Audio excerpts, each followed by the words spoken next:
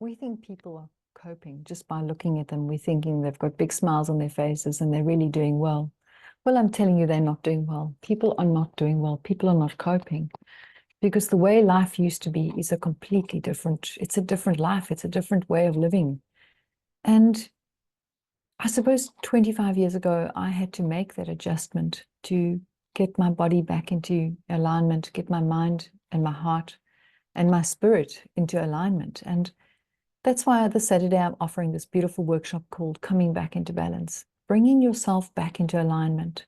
Because along the path, we've lost ourselves. Many of us have heard tragic stories of young people not coping, even older people not coping anymore. And it's difficult to change. It's much easier for a young person to change. But when you are so filled with love and you want to live and you want to make the difference and you are courageous enough to say, right, I'm going to do this. I am taking my power back and I'm stepping into living a better life for myself. You know, I remember Eckhart Tolle saying something that people that sat in front of him with the power of now there, until you've suffered enough, you're not going to change. If you haven't suffered enough, you don't want to make the difference in your life.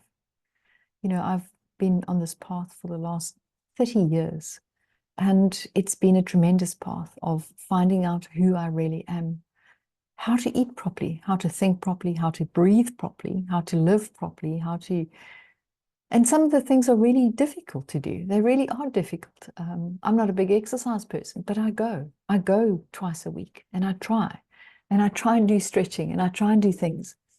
But we put all our emphasis on the physical and possibly even the mental, but nothing on the emotional and on the spiritual. And this is where we're getting tripped up and where we are being flawed as human beings. We are spiritual beings having a human experience. And all we are is focusing on the human side to things. We're not focusing on our spiritual side. But this is where we live. This is, and to find a middle ground, you know. So I would like to share the wisdom and the strengths and the insights that I have gained over the last 44 years of my life, and especially the last 30 years. And I'm ready to share this with you all, especially young people. There's a beautiful workshop this coming Saturday. What a lovely Mother's Day gift.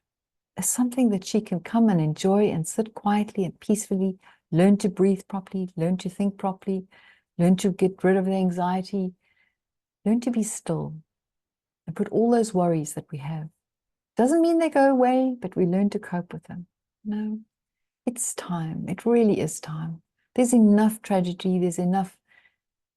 Yeah, everything is orientated around goals and striving and achieving. And I was having this conversation the other day and with myself, and I realized that, and I'm going to say this to you now, it's like a big factory. We're all working for this big factory, this massive big factory that is not really rewarding us.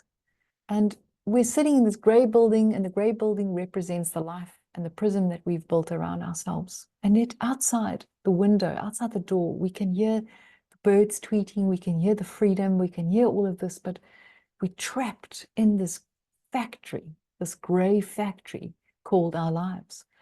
Constant stress, constant working, constant achieving, constant doing all of the stuff for everyone else and nothing for ourselves, and helping this to grow and helping that. And you reach a stage in your life, we all lost beautiful souls in our lives.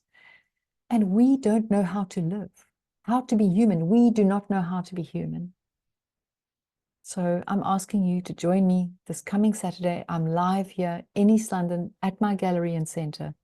And you also have a beautiful lunch with that. And the whole thing cost 400 Rand to come in. What a lovely treat to spend for some women who are tired. It's also open to men, but somehow I think women are also juggling a lot. And yeah, come and learn, come and understand how you can take back your powerlessness into this beautiful feeling of, I'm not going to say power, I'm going to say freedom, liberation.